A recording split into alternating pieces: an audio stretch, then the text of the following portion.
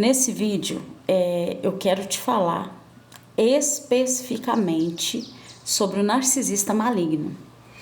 E lembrando que, como eu sempre posto aqui, sempre falo, eu não falo de experiências de outras pessoas, né? Embora eu ouça muita coisa de muita gente, mas eu falo do que eu vivo, do que eu vivi. Nesse caso do narcisista, graças a Deus eu vivi, né? Sobrevivi à situação, tô aqui para passar o conhecimento para vocês. E assim, eu já vou entrar logo, porque eu não gosto de enrolação. O que acontece? O narcisismo, ele tem níveis. E tem vários tipos de narcisista. Tipo assim, tem o que é grandioso, que se sente muito, que é o mais conhecido, né? Que é aquele egoísta que eles falam, né? Tem aquele que parece assim o vítima, né? Que é o coitado. E tem aquele que é oculto. Oculto. Qual é esse? É aquele que todo mundo olha e fala assim, nossa, é impossível ele ser narcisista. Não tem como. Ele é uma pessoa muito boa, ele é uma pessoa muito tranquila, né? Muito caridoso. Uma das, entre aspas, né, qualidades do narcisista oculto é que ele é muito caridoso, muito mesmo, é que assim, uma pessoa extremamente caridosa. Só que o que acontece? Esse narcisista oculto, ele é formado pela tríade obscura. Pelo menos foi assim que eu aprendi. Pode ser que tenha outros nomes? Pode. Eu até anotei aqui, ó, para não esquecer. Essa tríade obscura, ela envolve 3 tipos de personalidade. Todas 3 estão no narcisista oculto. A primeira é o narcisismo, né? Que assim, o nível pior do narcisista, o psicopata e o sádico. Quando eu descobri sobre isso, eu fiquei extremamente chocada e assim, eu arrepio só de falar, porque eu estava com essa pessoa. Essa pessoa, qual que é o objetivo? É te destruir mentalmente. Ele não vai te bater, ele não vai te agredir de forma nenhuma, mas ele vai entrar na sua mente como um veneno diário. Sabe? Aquela coisa que você... É tipo assim... É uma droga que todo dia você toma um pouquinho. E quando acontece de separar, de sair de perto da pessoa, a gente fica como um viciado mesmo, que sente falta da droga. Porque normalmente ele vai atrair uma pessoa extremamente dependente emocional. Quem é o dependente emocional? É a pessoa que tem traumas infinitos, de todos os níveis. E que busca validação, busca aceitação, busca não ser abandonado, busca ser visto. E eu fui esse dependente emocional por muitos anos. Só que em outro vídeo eu conto como que eu cheguei nesse sistema de narcisismo, mas eu me casei aos 17 anos para fugir de uma situação ruim. Queria casar? Não. Eu estava estudando, estava no 2º ano do ensino fundamental.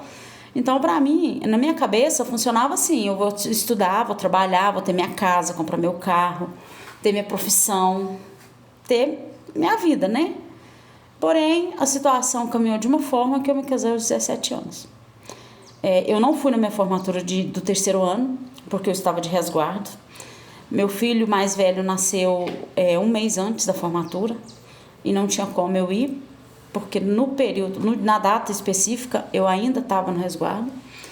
E assim, ontem eu vi um vídeo que me deu um gatilho assim na hora, que ele falava assim, que quando a gente conhece um narcisista maligno, a gente pensa assim, nossa, meu salvador, meu príncipe encantado, porque ele vem maravilhoso, ele vem perfeito. E como a gente é dependente emocional, você não tem tanta clareza da vida, né? E assim, eu sobrevivi a vários narcisistas na minha vida. Vários, não foram poucos.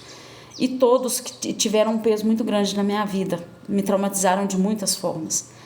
E aí eu me casei. E quando eu comecei a descobrir sobre essa questão do narcisismo, que foi em oração, eu gosto sempre de frisar isso, porque como todo dependente emocional, eu não contava a minha vida para ninguém.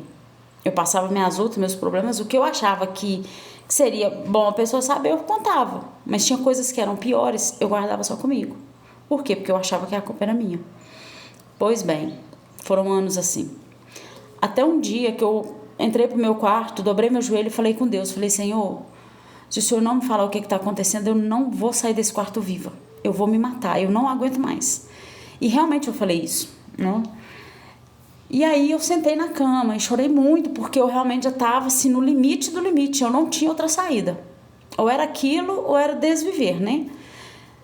E enquanto eu estava lá chorando, o Senhor falou comigo assim, pesquisa sobre narcisismo. E eu parei de chorar, na hora eu levei um susto, né? Falei, não estava esperando ouvir.